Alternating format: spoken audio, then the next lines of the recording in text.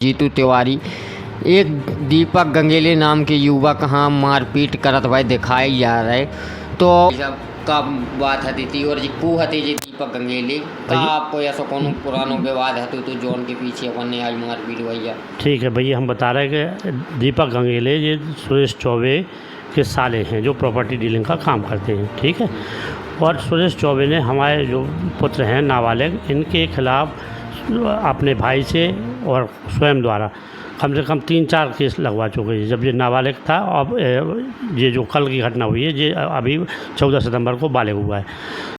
तो भैया यारो सभी ना हमारी राम राम और हाँ मैं जीतू तिवारी और आप और देख रहे हैं आपको अपना चैनल बुंदेली भोकाल।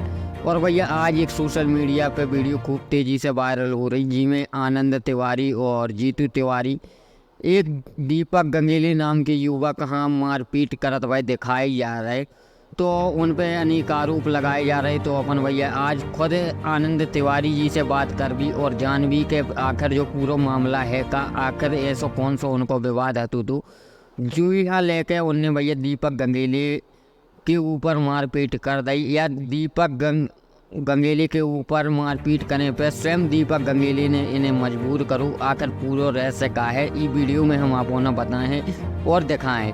तो भाई साहब कब बात हती थी और को हती जी दीपक गंगेले कहीं आपको ऐसा कौन पुरानो विवाद है तो जॉन के पीछे अपन ने आज मार वीडियो भैया। ठीक है भैया, हम बता रहे हैं कि दीपक गंगेले ये सुरेश चौबे के साले हैं जो प्रॉपर्टी डीलिंग का काम करते हैं। ठीक है, और सुरेश चौबे ने हमारे जो पुत्र हैं नाबालिग, इनके खिलाफ़ अपने भाई से और स्वयं द्वारा कम से कम 3-4 केस लगवा चुके हैं जब ये नाबालिग था। अब ये जो कल की घटना हुई है ये अभी 14 सितंबर को बालिग हुआ है।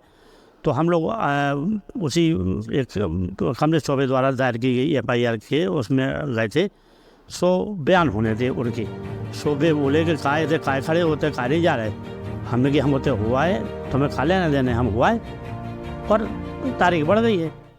सो बोले कहा तुमने अदालत खरीद लेगा। सो हमने कि भैया हम इतने बड़े आदमी नहीं है कि हम अदालत खरीद पाएँ और डेट बढ़ गई हमें फरवरी की।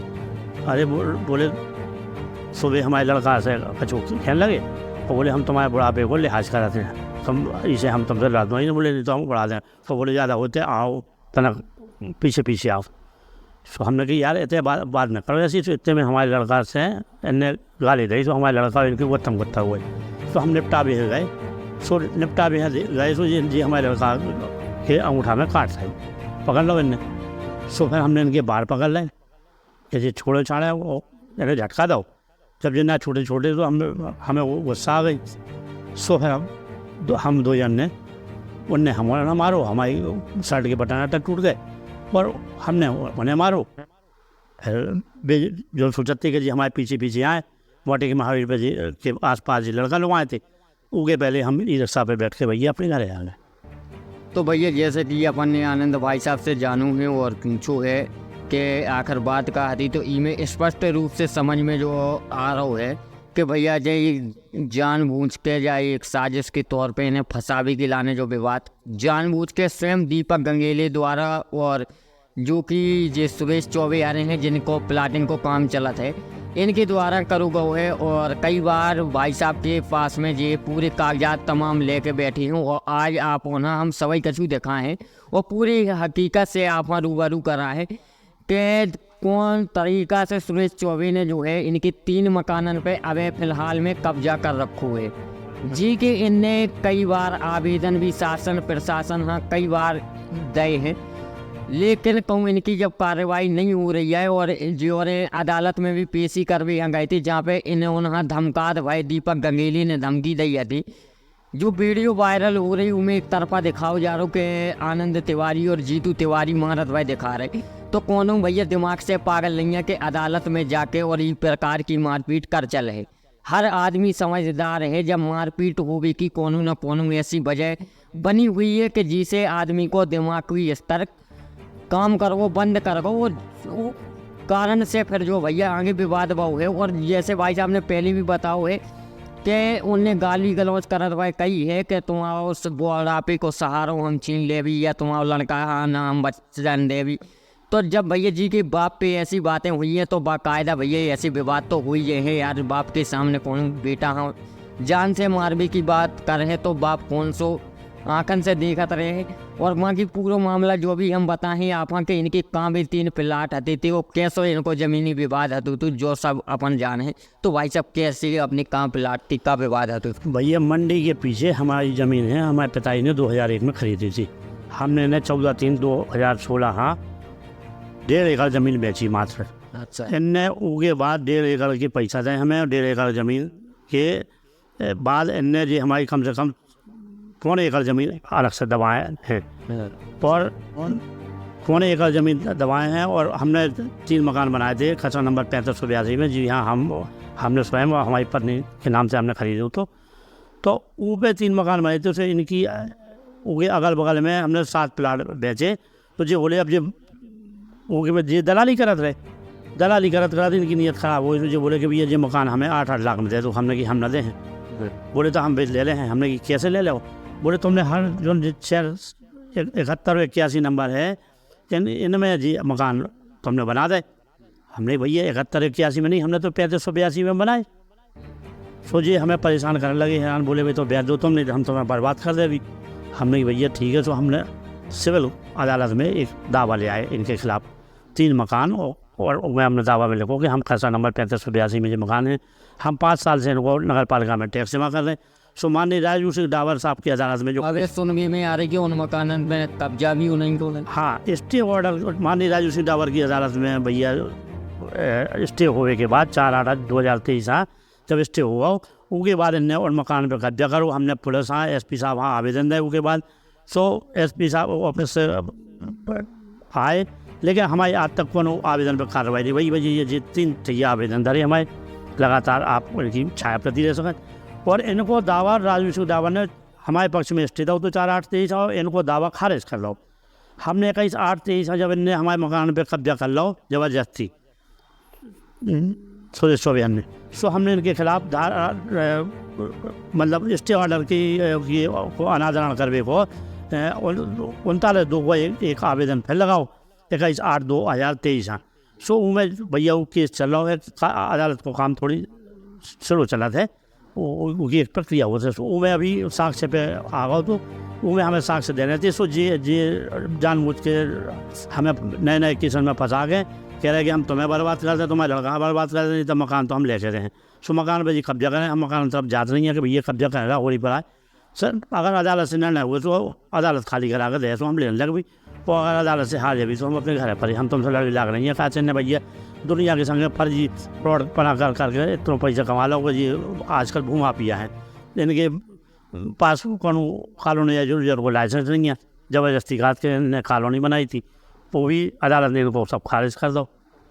लेकिन जी हमें नाना तरीक़ा से परेशान करके हमारे ऊपर कम से कम 2 साल से 7-8 FIR करा चुके तो हमें परेशान कर रहे हैं। हम क्या करें बताओ। अब जब ये अदालत में इनको सुरेश चौबे को सारा धमकी दे लड़का तो लड़ाई झगड़ा तो वही फिर अब ऐसा तो हम UP के बोलो हम UP के हैं पवा के हैं हमारे डर भी तुम्हारे लड़का सुबह लड़का से लपड़ गए तो हमने थोड़ा भी कोशिश करी। आखिरी में अंत में भैया आप और देखो कि जो धीरे धीरे मैं यहाँ जात तो जहाँ एक लड़का खड़े थे मोटी मावी तरफ हाँ ठीक है।